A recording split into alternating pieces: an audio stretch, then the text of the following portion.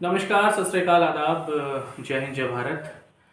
और आज मैं एक ऐसी जगह पर आया हूँ। एक स्टूडेंट है, एक छात्र हैं और एक सरकारी नवयुवक है मेरे साथ, जो उत्तर प्रदेश बिजली विभाग में इस समय कार्यरत हैं और एक सामाजिक इंसान है। और जहाँ तक मैं इनको जानता हूँ कि समाज के बारे में, शिक्षा के बारे में और अपने आसपास के बारे में बहुत जागरूक रहते हैं हमेशा, और हर मुद्दे पर एक अपनी अच्छी राय देते हैं।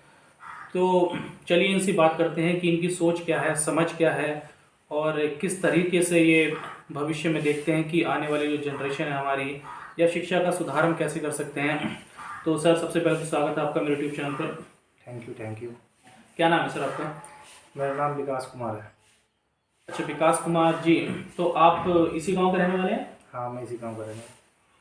ठीक है विकास, एक बात मुझे सर आपसे जाननी है। आप अभी कार्यरत हैं? हाँ, मैं विद्युत विभाग में अवर अभियंता जेई की पोस्ट पर कार्यरत हूँ। पोस्टिंग का रिवार्ड है मेरी। अच्छा, तो जैसा कि अभी विकास जी ने बताया कि इस समय अवर अभियंता हैं, और जब आप ऐसे परिवेश में रहते हो और अपने आसपास देखते हो, तो सबसे पहले तो मेरा बेसिक सा सवाल है, शिक्षा के ऊपर मैं आपसे बात करता हूँ कि आजकल की जो शिक्षा प्रणाली है उसको आप किस तरह देखते हो कि शिक्षा में हमें किस तरह का उत्थान करना चाहिए, किस तरह का डेवलपमेंट करना चाहिए, या किस तरह की चेंजेस लाने चाहिए जिससे आजकल के जो बच्चे हैं उनके जो दिमागी है वो विकास और ऊंचा हो सके। सबसे पहले तो शिक्षा के बारे में तो सबसे महत्वपूर्ण जो चीज़ है वो ये है कि शिक्षक आज की डेट में जो नॉलेज है, जो ज्ञान है, वो इतना इजीली अवेलेबल है। अगर आप कहीं भी कोई भी चीज़, किसी भी टॉपिक को आप तुरंत गूगल पे सर्च कर सकते हैं। तुरंत मतलब कोई भी टॉपिक, आप जो भी चीज़ जानना चाह रहे हैं, तुरंत अवेलेबल है। लेकिन मैटर ये करता है कि आप ज्ञान किस तरीके का ग्रहण करना चाह रहे हैं। अगर आप गलत चीज़ें ग्रहण करना चाह रहे हैं तो गलत चीज़ें भी इस परिवेश में अवेलेबल हैं और अच्छी चीज़ें भी परिवेश में अवेलेबल हैं। अगर एक विद्यार्थी को जो ज्ञान अर्जन की जो उसकी मानसिकता है, अगर वो वास्तव में ज्ञान चाहता है तो निश्चित ही वो सफल हो जाएगा। अगर उसके अंदर जो लालसा है ना, लालसा, तो वो ज्ञान की जो प्यास है, अगर उसके अंदर वास्तव में है, तो वो चाहे शहर का विद्यार्थी हो, चाहे गांव का विद्यार्थी हो, चाहे वो किसी भी स्थिति में हो, विद्यार्थी बिल्कुल अपने जीवन को सफल बना सकता है। और उसके लिए देखो, शिक्षकों का तो बड़ा अच्छा, अब तो शिक्षा का बड़ा हर जगह अवेलेबल है। विद्यालय खुल गए हैं, सरकार भी बहुत फंडामेंटल जो एजुकेशन है उसकी तरफ बहुत ध्यान दे रही है। और कस्तूरी रंगन समिति सरकार ने अभी हाल फिलहाल में बनाई थी, जिसमें न्यू एजुकेशन पॉलिसी लाई गई। सरकार ने न्यू एजुकेशन पॉलिसी 5+3+3+4 का जो वो था सिस्टम, उसको पुनः लागू किया सरकार ने। अब विद्यालयों में बच्चों को टॉर्चर नहीं किया जाता, बड़े प्यार से पढ़ाया जाता है, प्ले स्कूल बन गए हैं, सब कुछ है। लेकिन यह है कि शिक्षा थोड़ी महंगी है, ये तो आपको देखना पड़ेगा, क्योंकि शिक्षा का कमर्शलाइजेशन बहुत हो रहा है। अच्छा, एक चीज़ मैं और पूछना चाहूँगा, शिक्षा और समाज में शिक्षा और राजनीति, इन दोनों का क्या रोल होता है बच्चे की परवरिश में? देखो, राजनीति और शिक्षा, राजनीति को अगर समझना है तो आपको शिक्षित होना पड़ेगा। ये चीज़ अच्छा, शिक्षित होना पड़ेगा। होना पड़ेगा। लेकिन मैंने तो बहुत सारे ऐसे नेता भी कहते हैं कि नेता पढ़े लिखे नहीं होते हैं, नेता ऐसे होते हैं, नेता ज़्यादा पढ़े लिखे नॉलेज नहीं होते हैं, और आप कह रहे हो कि शिक्षा के लिए, राजनीति के लिए शिक्षा का होना बहुत ज़रूरी है। नहीं, अगर आप शिक्षित हो और उसके बाद आप एक राजनीतिज्ञ हो, तो आपको जो मूलभूत समाज की बेसिक नीड्स हैं, बेसिक प्रॉब्लम्स हैं, वो चीज़ें आपको बड़ी आसानी से समझ में आएंगी। अगर आप देखो, एक लीडर होना, चीज़ को लीड करना, वो एक अलग चीज़ है। आप शिक्षित नहीं हैं तो भी एक समाज को, एक तबके को आप लीड कर सकते हो, ऐसा नहीं है कि नहीं लीड कर सकते हो। अच्छा। लीडर होना तो एक अलग टॉपिक है, अलग विषय है। आप बहुत लोग ऐसे थे जो लीडर रहे, ज़्यादा एजुकेटेड नहीं थे, लेकिन उन्होंने समाज को लीड किया और सही रास्ते, सही से, नेता जो है एक रास्ता दिखाता है, उससे शिक्षित होने का कोई लेना नहीं। लेकिन अगर शिक्षित है तो वो उस पर सोने पे सुहागा है, ये समझिए, सोने पे सुहागा है। अगर हमारा शिक्षा मंत्री खुद ही अनपढ़ है, कुछ जानता ही नहीं, तो वो क्या आईआईटी खोलेगा, क्या क्या आईआईएम खोलेगा, क्या नए संस्थान खोलेगा। उसको ये नहीं पता कि क्या शिक्षा में क्या चल रहा है, किस तरीके की एनसीईआरटी की किताबों में किन किन टॉपिकों को पढ़ाया जा रहा है, कि जो हमारे मतलब जो रोल मॉडल है, जैसे भगत सिंह है, चंद्रशेखर आज़ाद हैं, लोकमान्य तिलक हैं, बहुत लोग हैं, इनके बारे में उनमें क्या लिखा हुआ है कि कई एनसीईआरटी की बुकों में कुछ गलत चीज़ें भी लिखी हुई हैं। तो जो अगर वो शिक्षित ही नहीं है शिक्षा मंत्री, तो फिर उस चीज़ का तो मतलब थोड़ा प्रभाव अच्छा, एक पड़ता है। महान दार्शनिक ने कभी कहा था कि मनुष्य एक सामाजिक प्राणी है और सामाजिक प्राणी होने के नाते उसकी सामाजिक जिम्मेदारियां भी होती हैं। तो आज के परिवेश में जब इंसान को आप सामाजिक जिम्मेदारियों को किस हाशिए पर देखते हो कि वो कहाँ खड़ा हुआ है कि अपनी जिम्मेदारी ठीक से निभा पा रहा है, नहीं निभा पा रहा है? देखो, पहले ये चीज़ है कि आप हम लोग कहते हैं कि हमें फंडामेंटल राइट चाहिए, हमको फंडामेंटल राइट चाहिए, हमको मूल अधिकार चाहिए। हर व्यक्ति का की इच्छा है कि मेरा पानी, स्वच्छ पानी मिले, बिजली मिले, हर चीज़ शिक्षा मिले, मूलभूत अधिकार। लेकिन हम मूलभूत कर्तव्यों की बात कभी नहीं करते हैं, जो कि हमारे संविधान में खुद कहा गया है कि मूलभूत कर्तव्य जो हैं, जो 11 कर्तव्य हैं हमारे, हम देश के प्रति हमारा भी कुछ कर्तव्य है।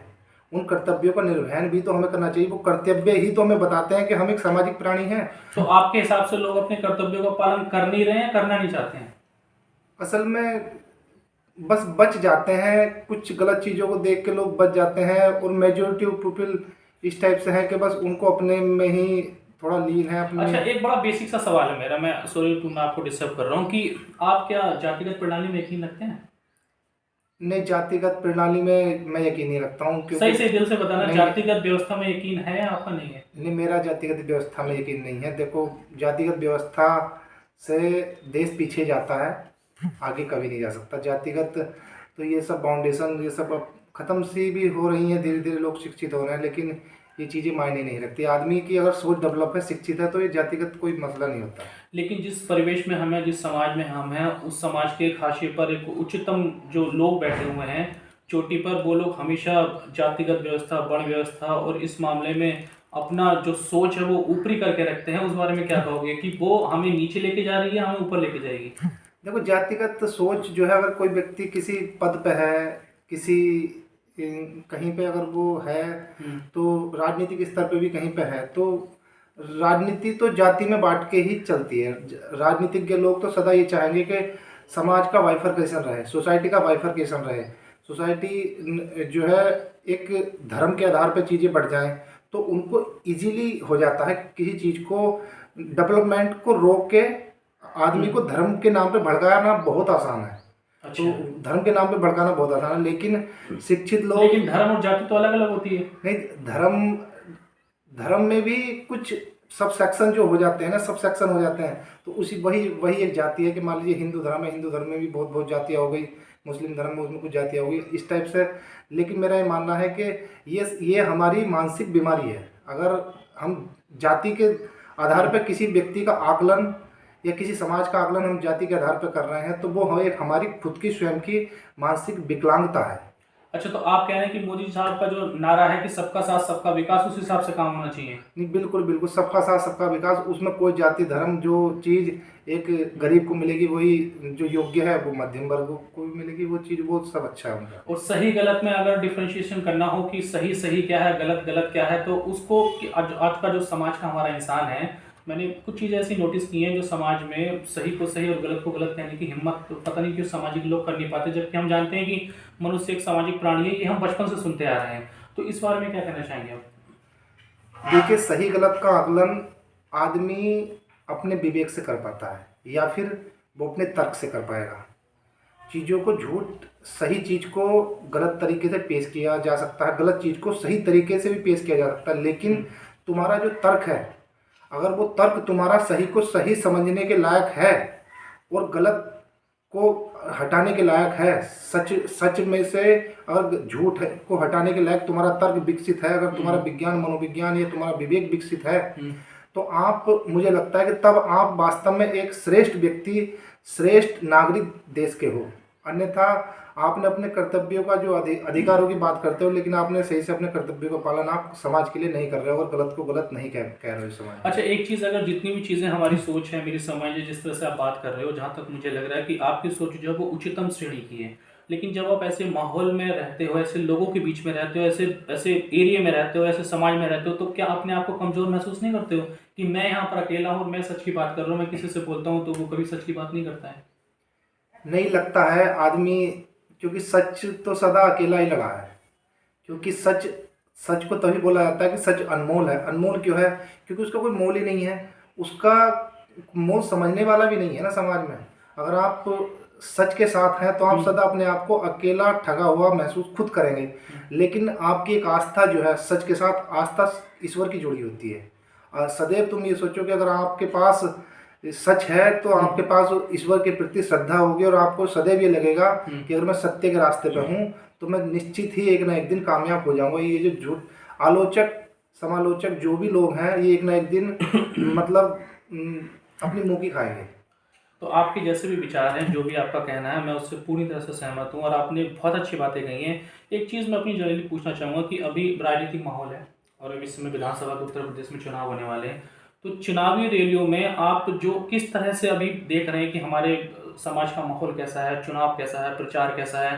कोरोना भी आ रखा है, आपको पता है कि पिछले 3 साल से हम कोरोना के लिए संघर्ष कर रहे हैं उसे भगाने के लिए, बट कोरोना जाने का नाम नहीं ले रहा। अभी ओमिक्रॉन आ गया है और सरकार ने दोबारा से स्कूल बंद कर दिए हैं। अगर स्कूली शिक्षा की बात करें तो सब कुछ यहाँ ऑनलाइन चल रहा है, लेकिन अगर बेसिक चीज़ें देखें तो हमारे पास अभी बेसिक चीज़ें भी उपलब्ध नहीं हैं। लैपटॉप हुआ, मोबाइल हुआ, यहाँ तक कि ये तो सब चीज़ें आदमी अगर ले भी ले तो उसके लिए हमारे पास नेटवर्क अवेलेबल नहीं है। अगर आप अपनी बात सिस्टम तक या लोगों तक, जो जिम्मेदार लोग हैं, पहुँचाना चाहेंगे तो किस प्रकार से अपनी बात कहेंगे कि जो बच्चे हैं जिनकी एजुकेशन एक तरीके से गर्त में जा रही है, उनका किस तरह से भला हो सकता है इस समय में?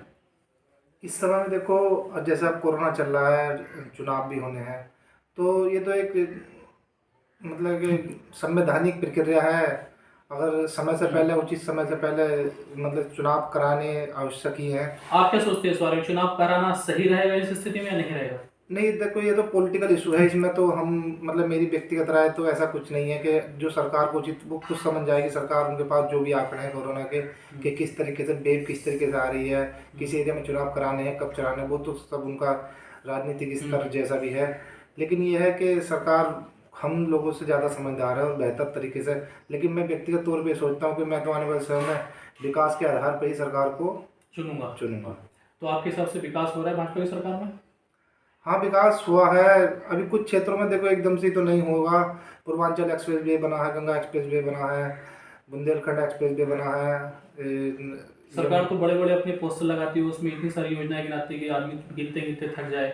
और इंटरनेशनल एयरपोर्ट भी हमें मिले, इसमें 5 शायद मेरी नॉलेज में कार्यरत हैं और बाकी भविष्य में आने वाले समय में भी हैं। तो सरकार ऐसा नहीं कि काम नहीं कर रही है, सरकार अच्छा काम कर रही है और लोग उसकी तारीफ भी करते हैं काम की। तो आप इस संदर्भ में अगर मुझे बताएंगे कि यही सरकार अगर निरंतर कार्य करती रहे तो क्या नुकसान है इसमें? नहीं, सरकार को अपनी एक पॉलिसी लागू करने के लिए, जैसे चाइना में है, चाइना में एक स्टेबल सरकार रहती है लंबे समय तक। आप समझिएगा रूस में एक स्टेबल सरकार है, 2030 तक रहेगी, पुतिन की सरकार रहेगी। जैसे कम्युनिस्ट सरकार CPI की सरकार जैसे चाइना में है, वो भी लंबे समय तक, जब तक 2036 तक जो है जिनपिंग रहेंगे वहाँ पे। ऐसे ही यहाँ पे भी हमारे देश में भी एक लंबे समय तक स्टेबल सरकार रहे, तो जो प्रोजेक्ट रुके हुए हैं उनके लिए फंड अलॉट हुए हैं तो वे कार्य प्रगति से होंगे। और बेसिक जो फंडामेंटल हमारी जो नीड है, शिक्षा, बिजली, पानी और सड़क परिवहन, ये चीज़ों पर काम हो रहा है। लेकिन अब कोई व्यक्ति कहे कि अचानक एकदम से कोई न्यूक्लियर पावर बन के ऐसा वो हो जाएगा, बहुत चीज़ें हैं, इंटरनेशनल लेवल पे भी चीज़ें देखनी पड़ती हैं और सरकार का अपना भी कुछ चीज़ें रहती हैं। देखो सरकार प्रचार तो करती है, हर सरकारें करती हैं, ये सरकार नहीं, पिछली सरकारें भी अपना प्रचार करती थी। लेकिन जो समाज का जो नज़रिया है उस प्रचार के अंतर्गत, क्या उसको जो जिस चीज़ का प्रचार किया जा रहा है वो चीज़ें समाज के लोगों तक पहुंच रही हैं, तो वे लोग अपने आप ही वोट देंगे सरकार को, उसमें किसी का कोई। तो आपने देखा कि मेरे साथ एक ऐसे इंसान है जो एक जिम्मेदार हैं, सामाजिक हैं और नौकरी पेशा इंसान है। इन्होंने अपने विचार बहुत अच्छे तरीके से रखे। अच्छा, एक अंतिम मंत्र मैं आपसे पूछना चाहूँगा कि अगर आज की जनरेशन को आप एक गुरु मंत्र देना चाहें सीनियरिटी के लेवल पर, तो क्या देंगे? बस मेरा एक ही गुरु मंत्र है। मैं तो चाहता हूँ कि आदमी के अंदर लालसा रहे, जिज्ञासा रहे और मतलब हृदय में किसी के प्रति छल कपट नहीं होना चाहिए, दया भाव होना चाहिए। और जहाँ सत्य की लड़ाई है, सच के साथ सभी लोग खड़े रहें। जब तक हम सच के साथ नहीं खड़े रहेंगे तब तक वो इंसान जो आखिरी पायदान पर खड़ा है वो अपने आप को ठगा हुआ महसूस करेगा ही करेगा, चाहे मैं क्यों ना हूँ, चाहे आप क्यों ना हो, चाहे और कोई क्यों ना हो। तो बस जिज्ञासा बहुत बड़ी चीज़ है। तो ये थे मेरे साथ मिस्टर विकास और आपने इनके विचार सुने। आशा है कि इसी तरह से मैं और भी लोगों से मिलूंगा, उनके विचार जानने की कोशिश करूंगा और भविष्य में भी हम ऐसी अपनी वीडियोस हमेशा यूट्यूब पर डालते रहेंगे। अगर आपके कोई विचार हैं जिसके बारे में आप बात करना चाहते हैं, किसी भी प्रकार का ऐसा संवाद करना चाहते हैं, तो आप मुझे कमेंट कर सकते हैं। और अगर आपको वीडियो हमारी पसंद आई तो प्लीज़ इसको लाइक, सब्सक्राइब और शेयर ज़रूर कीजिएगा। मिलते हैं अगली वीडियो में। जय हिंद।